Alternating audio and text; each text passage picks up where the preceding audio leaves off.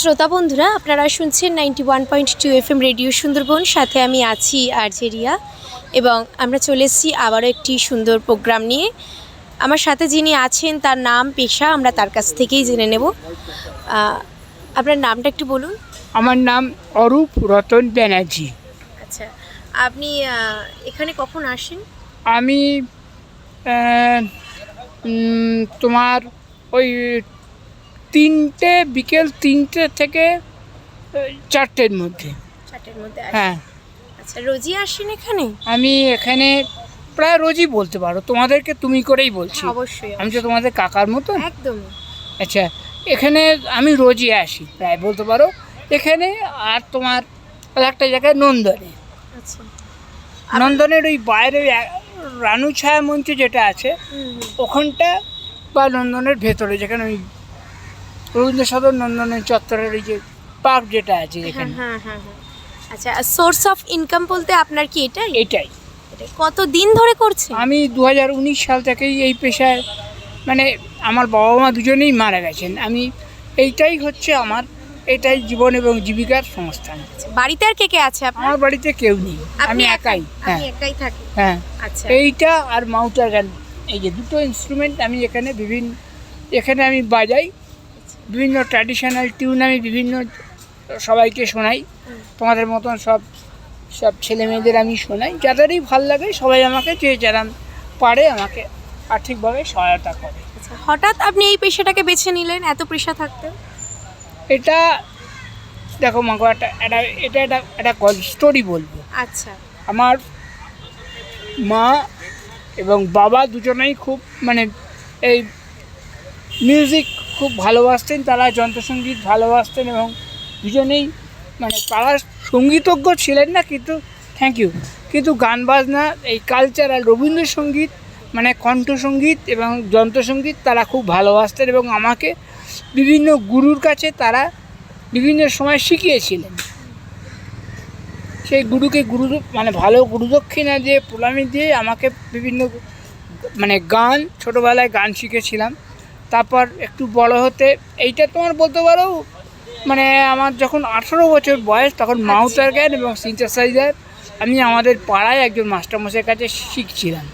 তারপর সেই মাস্টারমশাইয়ের কাছে বেশি দিন কন্টিনিউ করতে পারিনি। মাস্টারমশাইয়ের হার্টের অসুখ ছিল। মাস্টারমশাই মারা যাওয়ার পর মাস্টারমশাইয়ের এক ছাত্রের কাছে মাউটার গানটা 5 বছর আর সিনথেসাইজারটা 5 বছর, মোট 10 বছরের তালিম আমার। সিনথেসাইজার বাড়িতে প্র্যাকটিস করি, আর এই মেলোডিকাটা আমাকে কেউ শেখায়নি। এটা আমি ওই তোমার হারমোনিয়াম এবং সিনথেসাইজারের কনসেপশান থাকলে, পিয়ানো বাজানোর কনসেপশান থাকলে এটা বাজানো যায়। আমি ওই মেলোডিকা, তোমার ওই সঙ্গীত বিখ্যাত লিভিং অর্কেস্ট্রা ছিলেন ভিভাল ছাড়া, তার প্রোগ্রাম আমি দেখেছিলাম বাবার সঙ্গে নন্দনে এবং কয়েকটা জায়গায়। সেখানে তার বাজানোটা, মানে অবজার্ভ করে এই মেলোডিকাটা বাজানোটা, মানে মানে ঈশ্বরের দয়ায়, মানে আমি বাজাতে চেষ্টা করি এটা। আচ্ছা। আর বাড়ি যান কখন? আমি বাড়ি যাই তোমার ওই 8টা কি 8:30। আচ্ছা, অরূপ রতন বাবু, আপনি যদি আপনার বাজনা যদি আমাদের শ্রোতা বন্ধুদের একটু শোনান। অবশ্যই। হ্যাঁ।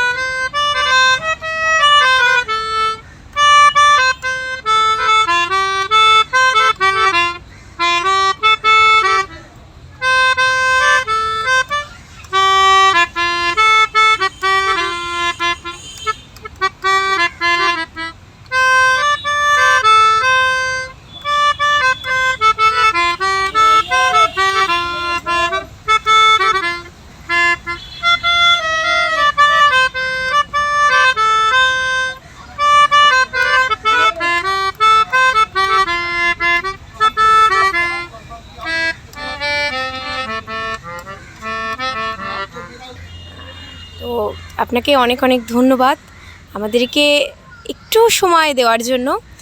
আর আপনাকে অনেক অনেক শুভেচ্ছা জানাই, এবং আপনি যে আপনার স্বপ্নকে এইভাবে বাস্তবায়িত করে চলেছেন হ্যাঁ। এর জন্য সত্যি আমরা আপনাকে কুর্নিশ জানাই আমাদের 91.2 FM রেডিও সুন্দরবনের পক্ষ থেকে।